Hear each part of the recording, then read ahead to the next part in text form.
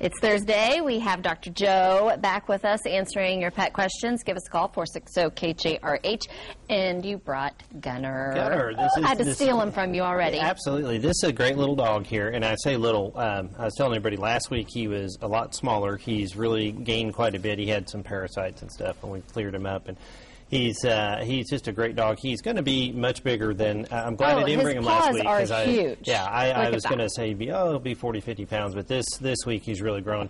Part of the problem when we find these guys, sometimes we have no idea, their history. He's really looking like a lab, though. I think he's a lab, and I think he'll be a bigger one and kind of sleek. But good little dog, smart little dog. Wants to play and kind of chew. And I got to remind everybody, next month is spay and neuter month, so that's right. And that's how he came along. So anyway, but he's over at our clinic, which is at Heritage and or animalaid.org on the net. All right, let's get to our calls. We have Denise in Broken Arrow. Hi, Denise. What's your question?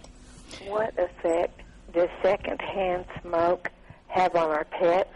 Thank you. Secondhand smoke, yes, and hopefully this isn't going to get like a husband or wife in trouble. But the honest answer is, secondhand smoke does a lot of what it does to people. There are carcinogens and things in it. They are kind of down lower and smoke kind of rises, so there's some argument as to how much smoke they really kind of take in sometimes. There's definitely, some of the cats can be asthmatic, and oftentimes...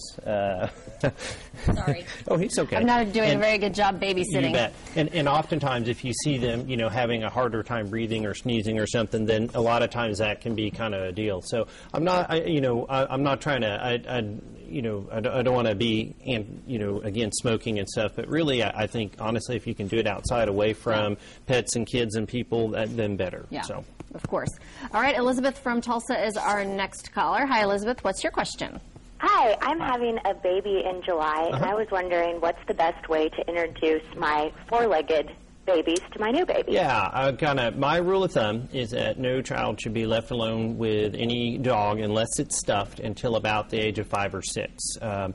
Most animals will, especially dogs and cats, if they're part of the family and they're usually pretty good. But I usually don't trust them because especially toddlers are the ones that probably get bit the most. They're at the wrong height. They're just starting to crawl, and a lot of times they accidentally kind of grab, and that can be kind of bad. Yeah. Most of the time, you'll be holding the baby, and they'll kind of know it, and the sounds and things are kind of new, and so it may kind of concern them. But very slowly and very cautiously, and you teach the child. Most of the time, I'll tell people, a lot of times it's teaching the child. We pet with our hand open. We don't pet like this, which is common, and we don't grab. We try to pet like this.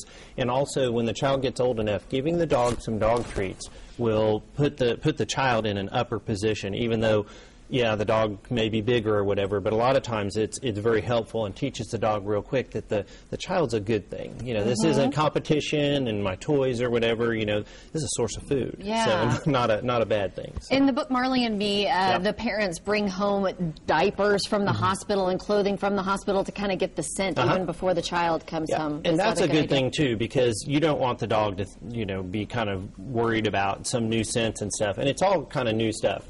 A child that will scream scream, cry and stuff. But most of the time too, I'll tell people but you want them to get kind of used to the stuff, and also kind of the toys and stuff to kind of leave them alone and give them, and at the same time walk them and give them the dogs and the cats for that matter some attention as well. So we talked about that too long, so we didn't get to our other calls. Sorry about that. But no, just call back next week, and Dr. Joe's always here. If you're interested in adopting Gunner, call Animal Aid 744-8280. I don't know. You might want to take him home. He didn't like me very much. He might want to run with him.